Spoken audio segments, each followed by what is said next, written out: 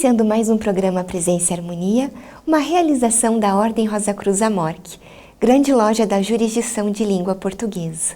Hoje vamos conversar sobre neurociência e saúde, e quem está conosco é o professor e mestre em educação, Júlio César Luckmann. Confira!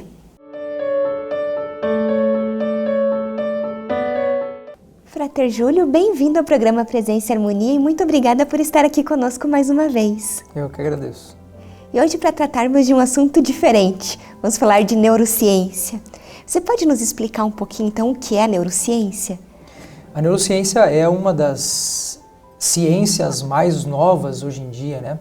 Quando a gente vai pensar assim, em relação ao estudo do corpo, do cérebro, da mente, enfim, a gente sempre fala que é um estudo que já vem de alguns séculos, mas nós não tínhamos o aparato tecnológico que hoje nós temos à disposição, né? Então a neurociência é uma área do conhecimento que se vale muito desse aparato tecnológico hoje, muitas vezes para comprovar teorias, muitas vezes para contestar essas teorias e, claro, muitas vezes também para produzir novas questões, né? No passado a gente tinha muita situação assim, levantavam-se várias hipóteses e a gente ficava circundando essas hipóteses para ver se elas se confirmavam ou não, né? Hoje em dia eu tenho a possibilidade, por exemplo, de pôr uma pessoa numa máquina de tomografia e ver exatamente qual é a área do cérebro do sujeito que está funcionando. Claro que isso facilita muito o trabalho de inúmeras áreas, né? Mas hoje a neurociência ela se dedica muito então a entender esse funcionamento do mecanismo da mente, do cérebro, e acaba se tornando uma fonte de pesquisa para inúmeras outras ciências, né? Então, muitas delas se valem daquilo que a neurociência hoje produz. É um campo extremamente vasto. E um tema que nos chama a atenção é o eletromagnetismo. Então, você pode falar para nós um pouco a respeito? Muito significativo, aliás, né?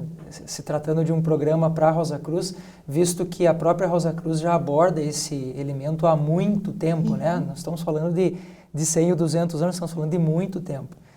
Então, uma das coisas que a neurociência fez durante muito tempo foi tentar produzir teorias novas. Então, nós descobrimos uma máquina, nós trabalhamos em cima dessa máquina e vamos produzir e tal.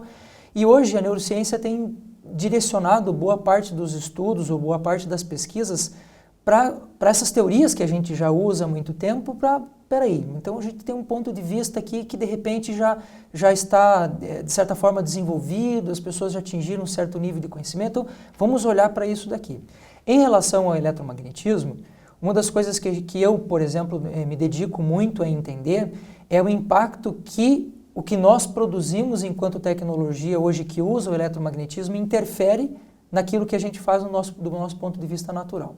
Só para você ter uma ideia, quando a gente vai olhar para o planeta Terra, né? O planeta Terra ele está girando em torno de um eixo imaginário, a parte mais central do planeta é de um metal líquido, então você imagine que tem uma crosta que está girando em torno desse núcleo e esse giro ele cria um atrito que gera um campo eletromagnético em torno da Terra que basicamente desse jeito é só a Terra que tem. A gente fica pensando muitas vezes assim, tá, mas o que isso tem a ver com a história, o que tem isso a ver com o equipamento, enfim. Esse campo eletromagnético da Terra, quando ele é medido, a gente encontra aí uma frequência eletromagnética de em torno de 7,5, 8 Hz de frequência eletromagnética. E há bilhões de anos é assim, sempre foi assim. Se você olhar para as invenções tecnológicas que nós criamos nos últimos 50 anos, 100 anos, nós alteramos mais esse campo eletromagnético do que em bilhões de anos.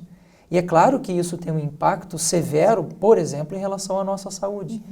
Se a gente for olhar para esse campo eletromagnético que protege a Terra, por exemplo, antigamente a gente dizia assim, o Sol produz uma frequência eletromagnética absurdamente alta, 400 trilhões de hertz de frequência, e a ionosfera, que é esse campo, está lá protegendo a gente. Então, daquilo que vinha de fora, por exemplo, a gente tinha pouca interferência, porque a gente estava ali protegido.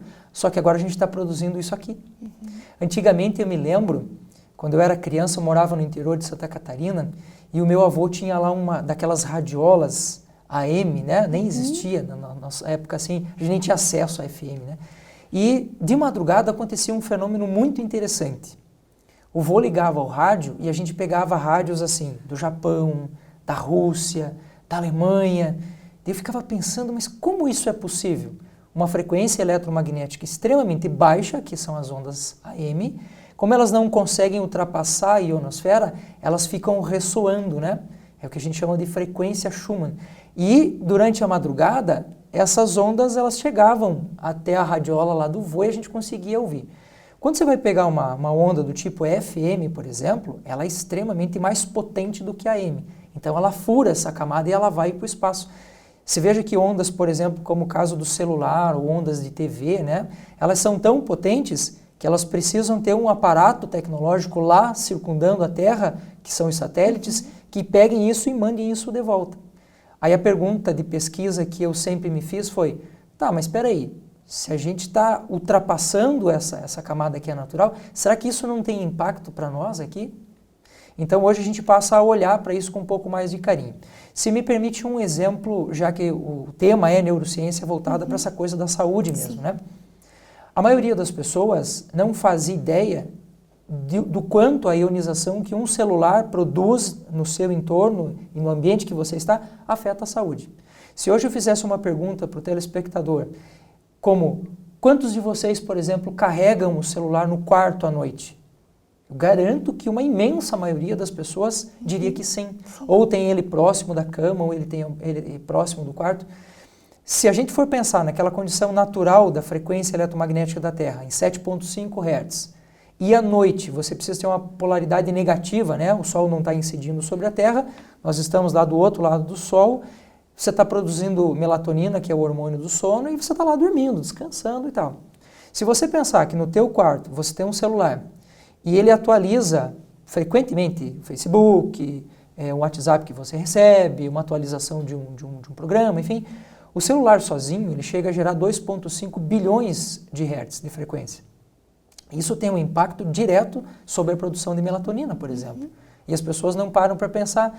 E é evidente que os canais de comunicação que vão se valer do celular, vão se valer da TV, não vão falar isso para as pessoas. Ninguém produz prova contra si mesmo, né? Então é interessante que num momento como esse, a gente possa dialogar, a gente possa levantar algumas dessas questões para dizer para as pessoas, queridos, isso não é natural. Aquilo que não dá em árvore, aquilo que você cavocou a terra e não achou plantado lá, não é natural.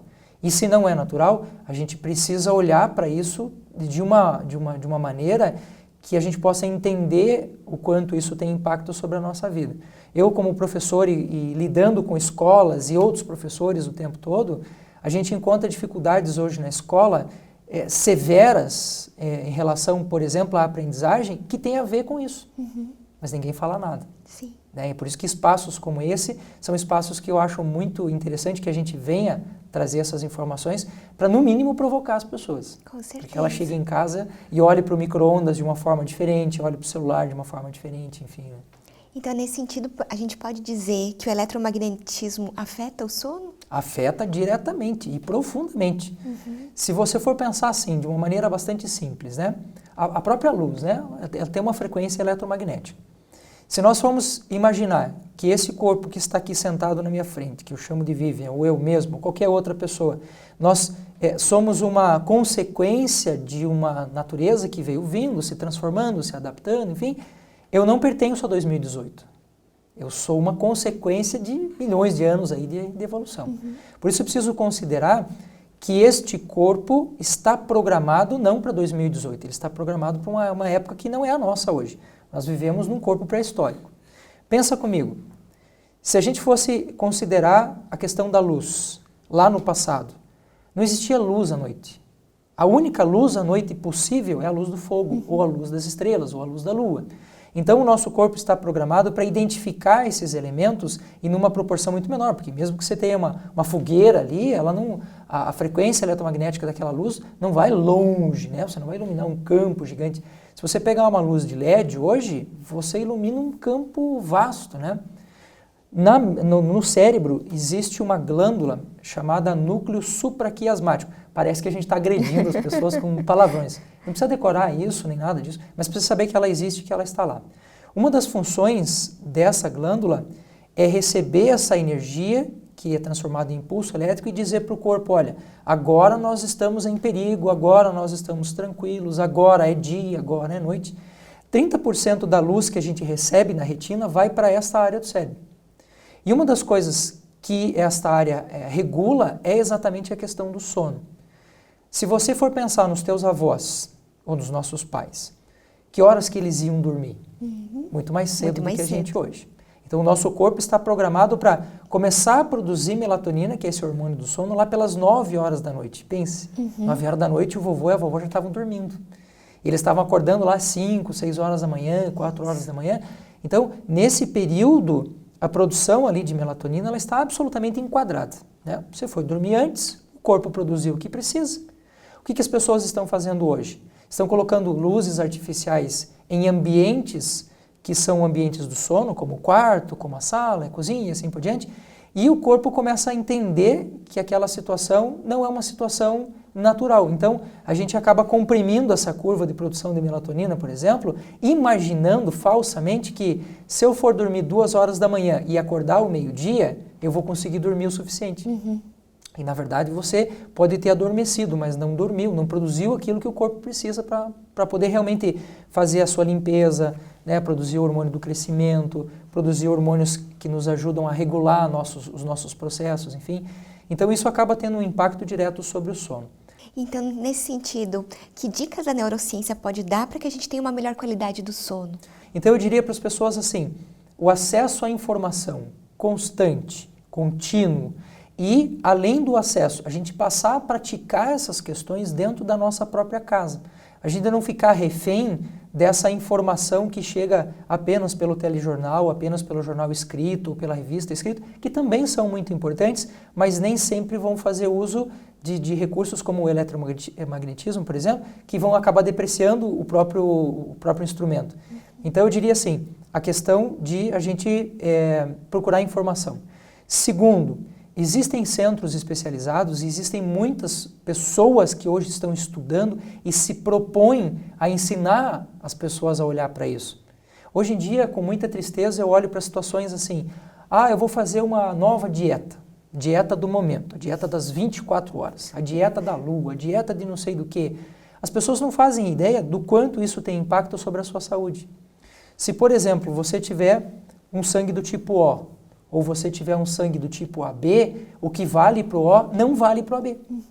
Se eu disser que essa dieta, restrição de carboidratos, por exemplo, eu vou colocar isso para quem é sangue do tipo O, eu mato o cara. Tanto isso é verdade que eu posso doar sangue do O para o AB, mas não posso fazer o contrário. Por quê? Sim. Porque as condições são outras.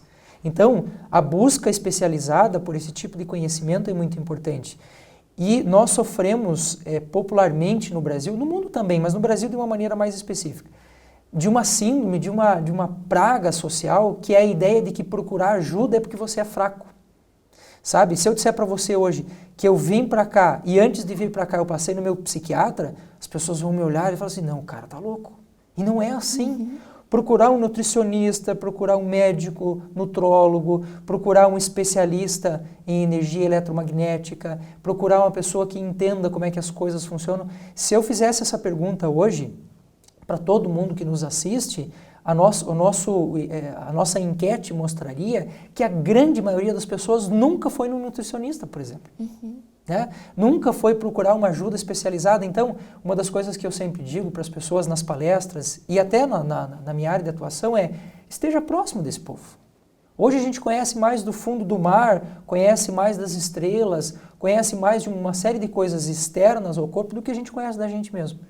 Então, a neurociência hoje tem se dedicado a produzir muito conhecimento nesse sentido, então eu diria para as pessoas assim, os dois caminhos, né? Procure informação, vá atrás de informação, não existe mais restrição. E segundo, procure ajuda especializada. Bom, nesse sentido, falando da saúde, a gente vai acabar esbarrando na questão sobre remédios. E o que a neurociência fala sobre essa questão constante? Estou com isso, vou tomar um remedinho, tá? Ou até mesmo esses problemas do sono, muita gente então toma melanina para poder dormir melhor. Então, como que a neurociência vê isso? Veja, eu não quero que as pessoas entendam de maneira alguma que a gente está fazendo aqui um trabalho de apologia anti-remédios, não é isso. Seria ignorância da nossa parte dizer que a ciência não tenha evoluído nesse sentido e realmente tenha criado um processo que, puxa vida, está salvando tantas pessoas, enfim. Não é a isso que a gente levanta a crítica. A minha crítica, como pesquisador, como cientista, como professor, é ao uso desses elementos sem conhecimento, em primeiro lugar, o que é uma coisa terrível, e em segundo lugar, o uso indiscriminado dessas coisas. Se você me permite aqui o uso do exemplo que você deu agora da melatonina. A melatonina, ela é um subproduto final de uma cadeia que veio antes dela gigantesca. Então você ingeriu o carboidrato, que gerou o triptofano, que gerou a serotonina, que gerou por último a melatonina. O que as pessoas fazem? Elas vão na farmácia e compram a melatonina e tomam. Funciona? É evidente que funciona. O corpo está precisando daquilo. Agora, numa analogia bastante simples. Imagine que você foi na academia e fez lá um exercício físico, o seu músculo cresce. Se você parar de usar o seu músculo, o que acontece? Ele vai voltar. Ele atrofia. Isso. Imagine isso num mecanismo extremamente complexo de produção desses hormônios, em que você substitui a ação natural do corpo em produzir aquilo. Aí, o que acontece? As pessoas se tornam dependentes desse processo. E sempre tem um efeito colateral. Não existe esse negócio de eu vou tomar um negócio que não vai ter efeito nenhum. Não existe isso. Então a gente acaba forçando o mecanismo natural da gente por um lado que não é saudável. Eu sofri de uma situação, se me permite um exemplo bastante rápido aí. Durante anos eu sofri com uma infestação de uma bactéria chamada H. pylori, né? A Helicobacter pylori, que é uma bactéria que vive no intestino, que vive no estômago das pessoas e tal. Só que ela me causava constantes situações gástricas que me levavam a úlceras. Aí o que eu fazia? Antibiótico. E não é qualquer antibiótico, antibiótico extremamente pesado. Tá, resolve o problema. Tá? Aí você toma um antiácido junto. Puxa vida, também ajuda no processo. Só que isso é um efeito rebote muito perigoso. Por quê? Porque o que faz o controle dessa bactéria ali é o próprio ácido do estômago que vai fazendo isso. Quando você toma um antibiótico extremamente forte, a permeabilidade do intestino, que é esse filtro que o intestino faz, ele se abre enormemente, fica como se fossem buracos enormes. Então, a probabilidade de que essa bactéria entre no meu corpo depois do uso do antibiótico é maior do que antes. Percebe? Se eu estou utilizando um antiácido comum, sei lá, você foi na farmácia, pegou um antiácido e tal, antiácidos têm na sua base, na sua composição, muito alumínio. O alumínio é um metal pesado para o corpo. É uma coisa que o corpo, para poder se livrar disso, leva um tempo. Então, não é não usar remédio, mas usar, sim, numa relação de custo-benefício muito bem pensado. Porque a partir do momento em que eu passei, por exemplo, a fazer o controle da minha flora intestinal, passei a fazer consumo de fibras, passei a fazer consumo de minerais e tal, nunca mais eu tive problema. Então, naquele momento, ela foi extremamente importante para equalizar uma situação complexa. O que tem de gente hoje, que se você for na rua e passar assim, né, e fizer uma enquete, o que você tem de remédio na bolsa? Eu já fiz esse trabalho. Em meia hora, eu juntei uma caixa que dava para montar uma farmácia. Então, quer dizer, as pessoas usam a coisa de uma forma indiscriminada. E isso é problemático. Sim. Bom, a gente passou ali pelo sono, pelo eletromagnetismo e sobre a aprendizagem. O que a neurociência pode falar para nós a respeito? Maravilha! É um dos campos que eu mais gosto de trabalhar, é onde eu tenho concentrado bastante da minha pesquisa no doutorado, que é qual é o impacto que a neurociência traz para esse dia a dia na sala de aula, na aprendizagem, e claro, não só na escola, né? Porque você aprende, eu aprendo, todo mundo aprende, né? A neurociência me permite entender como é que esse mecanismo funciona. E, obviamente, se eu sei como ele funciona, eu posso dar a ele as condições necessárias para que ele seja mais eficiente. A título de exemplo, mais ou menos nessa região, né, se o meu dedo pudesse encostar aqui no meu outro dedo, a gente encontraria nessa região do cérebro uma estruturazinha chamada locus ceruleus. Essa estrutura, ela está ali próximo do tronco encefálico, né, dessa entrada do cérebro, e ela produz a noradrenalina. O que a noradrenalina faz, entre outras coisas? Me possibilita ganhar foco. Então, eu estou aqui lendo alguma coisa, o meu locus está produzindo noradrenalina e eu me mantenho focado.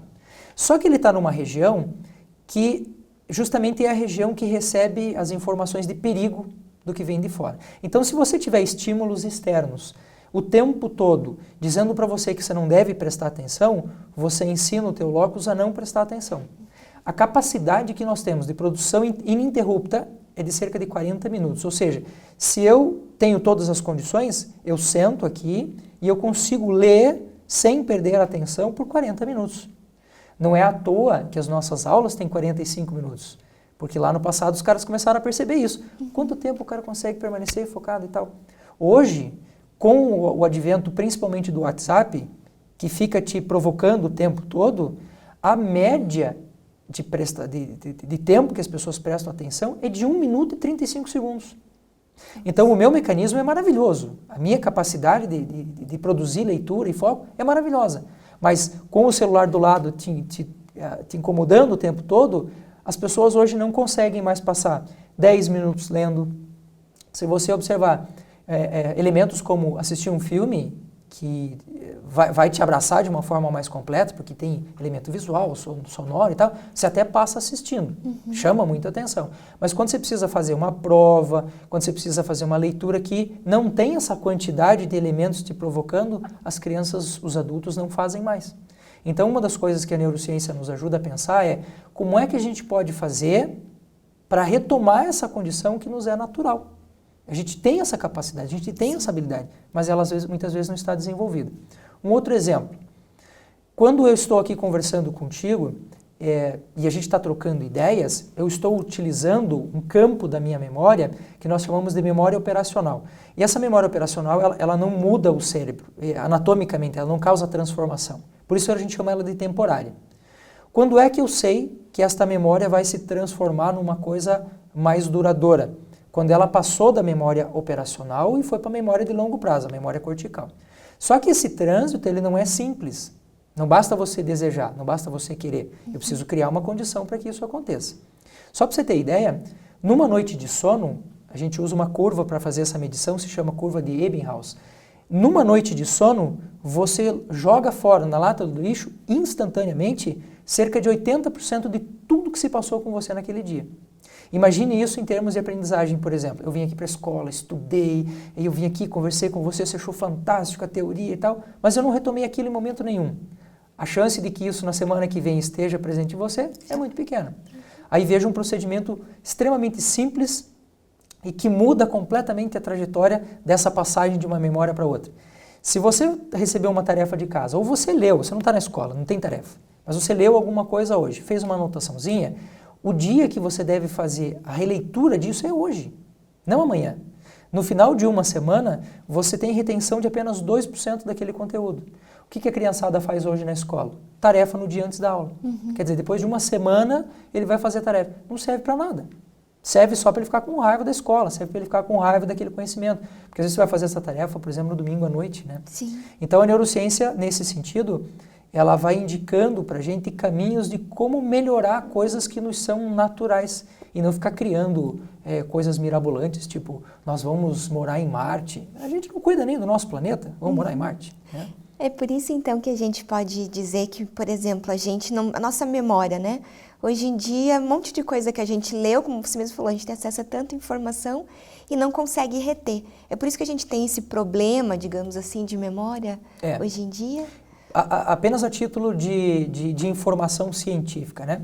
Essa nossa memória operacional, ela teria capacidade, não existe um índice exato para isso, a gente trabalha sempre nessa expectativa de um mais ou menos, né? Mas em torno de 200, 300 mil informações dia. Essa é a capacidade que essa memória tem mais ou menos de processar. Depende da idade, depende da situação, mas mais ou menos isso. Uma criança sentada em frente a um televisor hoje, ou assistindo um filminho no YouTube, ou por 2 horas, ele processa 1.200.000 informações. Então, você imagine numa analogia simples um copo d'água cheio, né? Se você quiser colocar um líquido de uma cor diferente, alguma coisa tem que sair dali. Quando a gente vai pensar isso em termos de informação, a gente começa a colocar tanta coisa, que a gente não chega nem a esperar a noite para fazer aquela limpeza, ela é instantânea. Imagine, por exemplo, que você tenha que digitar lá o telefone de alguém, sei lá, coisa antiga, né? Você foi olhar na agenda, ninguém mais tem agenda hoje. Você foi olhar na agenda o número da pessoa e foi digitar. Você vai ver que você nem terminou de digitar o número, você vai ter que olhar de novo, porque ele já jogou fora. Então, esse procedimento da gente querer dominar tanto a informação o tempo todo, as pessoas têm 50 aplicativos no celular que informam tudo o que está acontecendo no mundo inteiro, essa tentativa de dominar tudo é, na verdade, um baita de um tiro no pé. Porque a gente precisaria, na prática, né, se concentrar muito mais. E aí entra uma questão, a conhecimento Rosa Cruz mesmo, né? A coisa da atenção plena. De você realmente, quando você estiver sentado na mesa, comendo, você tem que estar ali comendo. Então, eu tenho feito da minha vida muito disso, de levar essa informação para as pessoas e dizer, cara, presta atenção nisso. Um elemento absurdo aqui, as pessoas acham que é absurdo, mas não é, né? Se eu te perguntasse, por exemplo, você vive, não precisa responder, mas pense, né? Qual foi a última vez que você parou, por exemplo, na frente do espelho para fazer carinho no seu cotovelo, para dizer para você que o seu joelho é lindo, que o seu corpo é maravilhoso? A gente não faz essas coisas. E esse afago, esse autoabraço que a gente dá, tem o mesmo efeito de um abraço carinhoso de um amigo. Aliás, algumas pesquisas indicam que o fazer o carinho nas pessoas, ele é muito mais eficiente do que receber este carinho. E você tem ali tudo que você precisa, um corpo, uma mão, um braço e tal, e a gente não usa. Usa para o outro. Ou então diz assim, eu estou triste porque você, dizendo isso, né, para o cônjuge, para o filho, eu estou triste porque você não me deu um abraço hoje. Você não se deu um abraço hoje. Como é que eu posso cobrar do outro uma coisa que você não faz para você mesmo, né? Então, assim, esse conhecer, esse entender o mecanismo, né, essa coisa do biológico, do químico, do cérebro, é fascinante, você não para mais. Você entrou nisso, você não sai mais. Nossa, Júlia, é bastante vasto a nossa conversa. Com certeza eu gostaria que você retornasse uma próxima vez para que a gente continuasse falando sobre neurociência e te agradeço bastante por hoje. Muito obrigado pela possibilidade de estar aqui e pela alegria de voltar, né? Já que esse já é o terceiro, quarto programa que a gente está gravando aí. Muito obrigado a todos. Eu que agradeço. Aproveito para lembrar do nosso e-mail, presençaharmonia@amorc.org.br. É muito importante para nós essa via de comunicação que nós temos com você que nos assiste. Agradecemos a participação conosco hoje e até o nosso próximo encontro. Paz profunda!